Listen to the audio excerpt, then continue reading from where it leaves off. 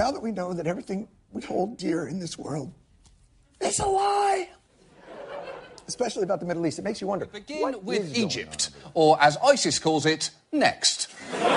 Egypt is currently in the throes of a serious economic crisis, and their leader, Abdel Fattah el-Sisi, has not been handling it well. In fact, just a couple of weeks ago, he unveiled a new public housing complex, which should have been great news, but he didn't strike a particularly appropriate tone. Abdel Fattah el-Sisi arrived on a red carpet that stretched over 2 miles.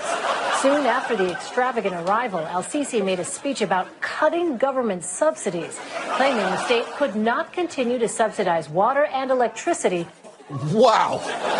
Strutting down a red carpet which reportedly cost $200,000 on the very day you plan to tell people to use less water.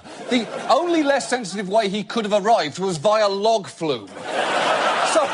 So this week, el-Sisi tried again to boost Egypt's economic spirits by launching a new development strategy called Vision 2030, which frankly wasn't ideal, as that name is already synonymous with vision being not quite perfect. And wait until you hear some of the details of the plan. We are a nation of 90 million. Just think about it. If only 10 million of us wake up every day and they donate by SMS 1 Egyptian pound, just one for the sake of this homeland, that's 10 million pounds a day. Yes, part of el-Sisi's solution was, hey, why don't you text me money? He's begging for public support the way Paula Dean begged people to keep her on Dancing with the Stars. Although I will admit, his plan nearly had one very intriguing option. For myself, I can say, seriously, if I may be sold, it's okay for me to be sold. The Egyptian Air Force support airstrikes against ISIS in Iraq and Syria. Do you need the Egyptian Air Force in such an effort? Yes, because the president would like it to be not Americans alone against Muslims, no matter how barbaric. صحيح. True. صحيح.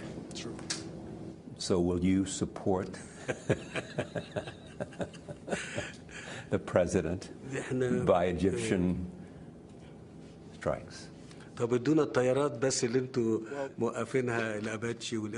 the Apaches and F-16s that you have been suspending for over a year and a half now. And if you get them. Egypt is in at the moment. What el-Sisi needed to do was reassure the country he had everything under control. But again, I am not sure he struck the right tone. And I'm telling all Egyptians that don't listen to anyone except me. I'm serious. Don't listen to anyone except me.